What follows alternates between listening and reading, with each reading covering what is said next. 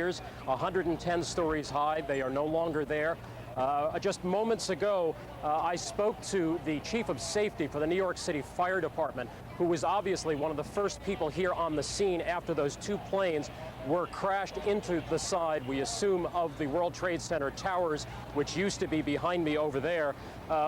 Chief Albert Turry told me that he was here just literally 10 or 15 minutes after the events that took place this morning. That is the first crash. He said that at one point he had roughly 10 alarms. That would equate to roughly 200 to 225 New York City firefighters who were in the building. This was after the crash, trying to rescue civilians who were in there. Now, earlier this morning on the Today Show, we spoke to the director of the World Trade Center. He said that at that hour of the morning, you could have upwards of 10,000 people in each of those towers. That would be 20,000 people total in each tower.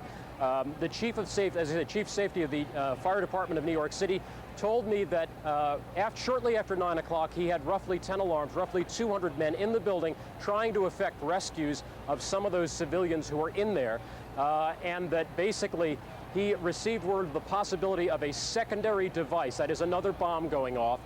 He tried to get his men out as quickly as he could, but he said that there was another explosion which took place, and then an hour after the first hit here, with the first crash that took place, he said, there was another explosion that took place in one of the towers here.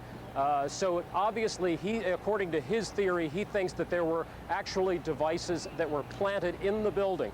One of the secondary devices he thinks that took place after the initial impact was, he thinks, may have been on the plane that crashed into one of the towers. The second device he speculates, was probably planted in the building. So that's what we have been told by Albert Turry, who is the Chief of Safety for the New York City Fire Department. He told me that just moments ago. Now, we are continuing to hear explosions.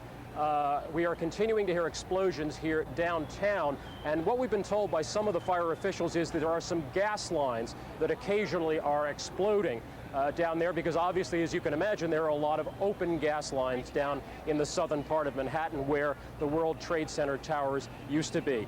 As far as the situation right here, basically what we have are hundreds of New York City firefighters and other New York City rescue units who are massed here. There is a cordon just down there. We are not sure, to be honest, if some rescue workers have tried to go beyond that point as yet. When we spoke to the head of the Port Authority Police, that would be the organization that is in charge of the World Trade Center building itself, the Port Authority Police chief told us that they were at that point, about, I'd say 40 minutes ago, about to make a decision on whether or not it was safe to send emergency workers back in there. But the bottom line is that, according to the Chief of Safety of the New York City Fire Department, he says that he probably lost a great many men in those secondary explosions, and he said that there were literally hundreds, if not thousands, of people in those two towers when the explosions took place. He said everything above the 60th floor was extremely difficult to get to, as you can imagine.